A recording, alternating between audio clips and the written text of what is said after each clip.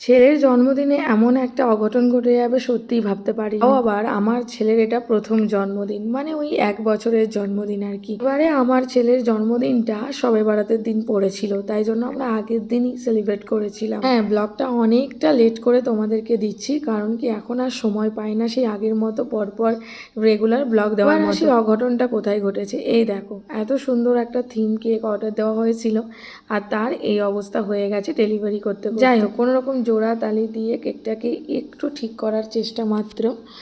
জানি না কতটা ঠিক করতে পেরেছি, কিন্তু হ্যাঁ, আগের থেকে এটা একটু বেটার লাগছে। কি বলো তোমরা, কমেন্টস করে জানি। ভীষণ মন খারাপ হয়ে গেছিলো প্রথমেই এটা দেখে, তারপর কোনো রকম ঠিক করে এই যে ছোটোখাটো একটা ডেকোরেশন করা হয়েছে একদম, মানে বাড়ির মধ্যে কয়েকজন মাত্র আমরা বাড়ির লোক, সেই মিলেই আর কি সেলিব্রেটটা করা। যেহেতু সবে বারাত ছিল পরের দিন, ওই জন্য কোনো আর অনুষ্ঠান করা হয়। তো ব্লগটা কন্টিনিউ করার আগে একটা কথা বলে দিই, প্লিজ তোমরা আমার ছেলে মেয়ে দুজনের জন্যই অনেক অনেক দোয়া করো।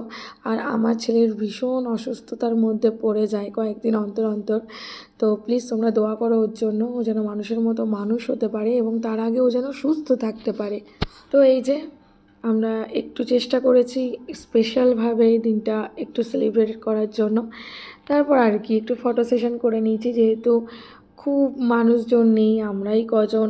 আর এই বার্থডে সেলিব্রেশনের পিছনে আরও দুজনের খুব মানে আর কি বলবো অবদান রয়েছে, সেটা হচ্ছে শওকত ভাই আর একরামুল ভাই। মানে ওরা দুজন না থাকলে পুরোটা কমপ্লিট হতো না। আর এই বাচ্চা কাচ্চাগুলো আমাদের বাড়িরই, তোমরা অলরেডি জানো যে আমাদের যে হেল্পিং হ্যান্ড আছে তারই ছেলে মেয়ে, আর ওরা সবসময় আমাদের বাড়িতে থাকে। আমার একদম বোনের মতো, আর ওর বাচ্চা কাচ্চাগুলো আমার সন্তানের মতোই। তো ওদেরকে নিয়েই কেকটা কাটা হচ্ছিল মূলত। তো কেমন লাগছে ডেকোরেশনটা, কেকটা তোমরা কমেন্টস করে জানিও। তারপর ওই আর কি, ওই যে চাচুর কোলে বসে পড়লো ছেলে, এবার কেকটা কাটবে। যদিও ইচ্ছা ছিল যে আমি আয়াতের পাপা আয়াত আর আমার ছেলে মিলে কেকটা কাটবো, তো সেই ইচ্ছেটা পূরণ হয়নি। ওর চাচু বসে পড়লো বলে আমরা আর বসলাম না, ওই নিয়ে কেকটা কেটেছে। এখানে আমি এডিটিং করতে করতে আমার ছেলে দেখো আ করে সিগন্যাল দিয়ে দিল, তোমরা ওর কথাটাও শুনে নিও। মানে আমি যেটা বলছি মনে হয় ও সহমত পোষণ করছে, ওই জন্যই বলে উঠছে হ্যাঁ আ। আসলে ও না আ বলে সবাইকে ডাকে।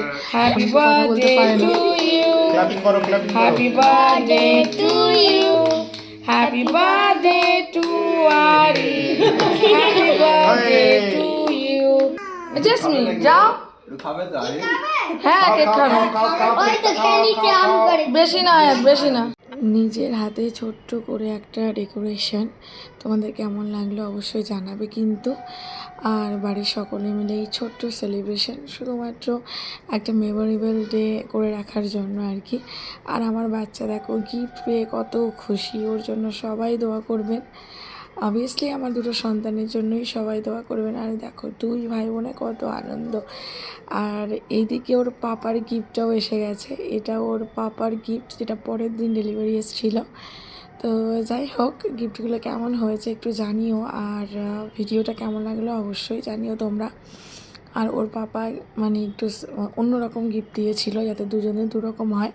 ভালো লাগলে ভিডিওটা লাইক কমেন্ট শেয়ার করে দিও।